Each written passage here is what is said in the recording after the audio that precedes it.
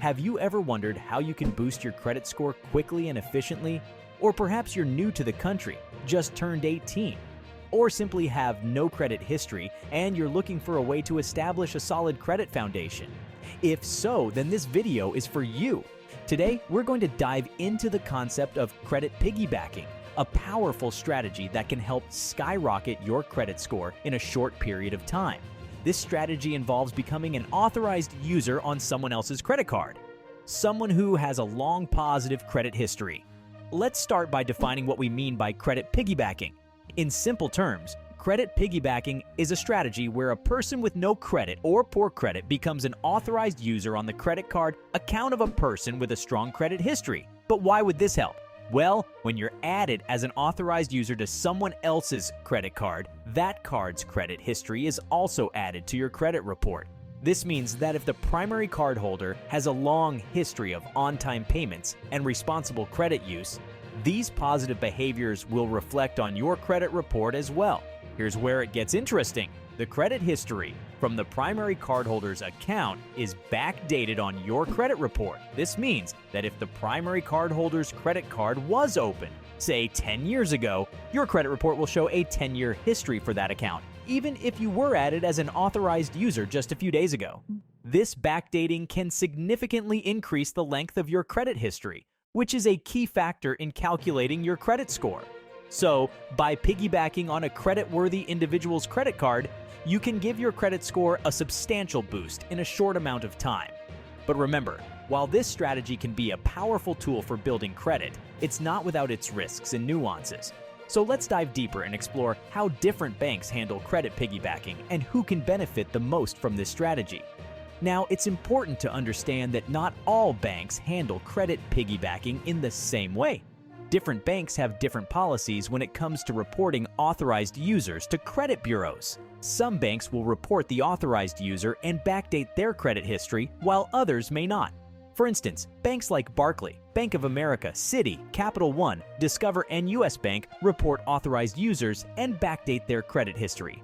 On the other hand, American Express reports authorized users but does not backdate their credit history. And then there's HSBC, which neither reports authorized users nor backdates their credit history. Knowing these differences is crucial when choosing a credit card for piggybacking. You'll want to choose a card from a bank that both reports authorized users and backdates their credit history to get the maximum benefit.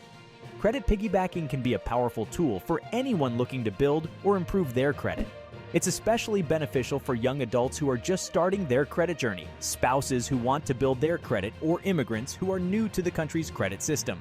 Parents can add their children as authorized users to help them start building credit early. This can be a great way to give your child a head start on their credit journey. But how early can you start? Well, that depends on the credit card issuer.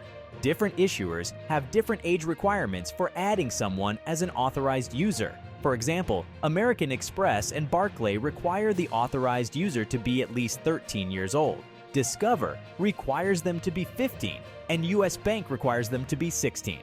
However, Bank of America, Chase, Citi, Capital One, and Wells Fargo have no minimum age requirement.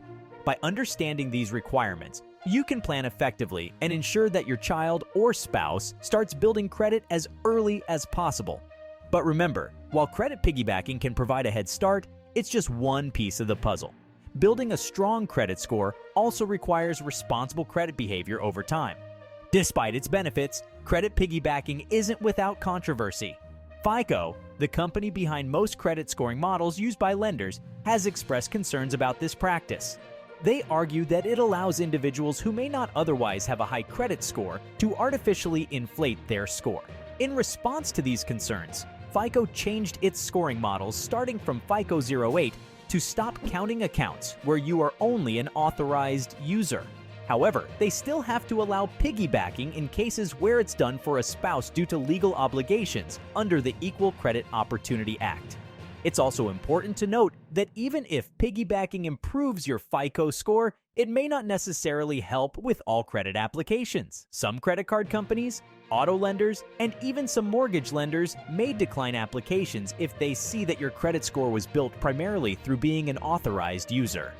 When choosing a credit card to be added to as an authorized user, there are a few key factors to consider. The card should be at least 2 years old, have no late payments, have low balances, and be used regularly. It's also beneficial to be added to 2 such cards for the best credit score improvement. However, it's recommended to avoid cards from American Express and Chase as they have different reporting practices for authorized users. We hope this video has given you valuable insights into credit piggybacking and how it can be used to boost your credit score. If you found this information helpful, please give us a thumbs up, share this video with others who might benefit, and subscribe to our channel for more content on credit and personal finance.